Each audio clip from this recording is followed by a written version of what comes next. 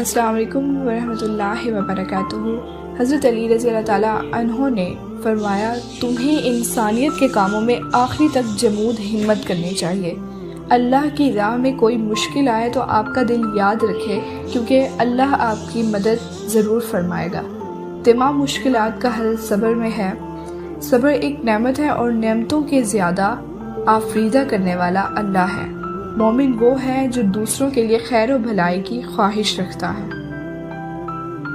رسول اللہ نے فرمایا، دعا نفع پہنچاتی ہے اور ان بلاؤں کو ٹالتی ہے جو نازل ہو چکی ہے، اور ان بلاؤں کو بھی جو ابھی نازل نہیں ہوئی، اس لیے تم لوگ دعاؤں کا اہتمام کرو۔ جیسے جیسے انسان غریب ہوتا جاتا ہے، رشتہ داروں، دوستوں، معاشرے میں اس کی جگہ کم ہوتی جاتی ہے۔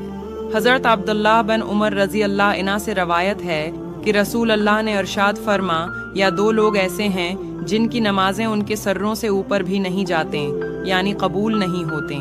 وہ غلام جو اپنے آقا سے بھاگ گیا ہو یہاں تک کہ واپس آ جائے، وہ عورت جو اپنے شوہر کی نافرمان ہو یہاں تک کہ وہ نافرمانی سے باز آ جائے۔ باپ کے آنسو تمہارے دیے ہوئے دکھ سے نہ گریں، ورنہ اللہ تم کو جنت سے گرا دے گا۔ باپ ایک ذمہ دار انسان ہے جو اپنی خون پسینے کی محنت سے گھر چلاتا ہے۔ باپ ایک مقدس محافظ ہے جو ساری زندگی خاندان کی نگرانی کرتا ہے۔ باپ کا احترام کرو تا کہ کل کو تمہاری اولاد تمہارا احترام کرے۔ صبر ایمان کی بنیاد ہے، اخلاق انسان کی خوبصورتی ہے، سچائی قرآن کی زبان ہے، عاجزی کامیابی کی کنجی ہے، دعا مومن کا ہتھیار ہے۔ میرے نبی صلی اللہ علیہ وآلہ وسلم نے فرمایا، چند باتیں میری مان لو، دنیا بھی تمہاری ہے اور آخرت بھی تمہاری ہے۔ پہلی بات، ہمیشہ سچ بولنا، جھوٹ نہ بولنا۔ دوسری بات، کسی کو دھوکہ نہ دینا، دو نمبری نہ کرنا۔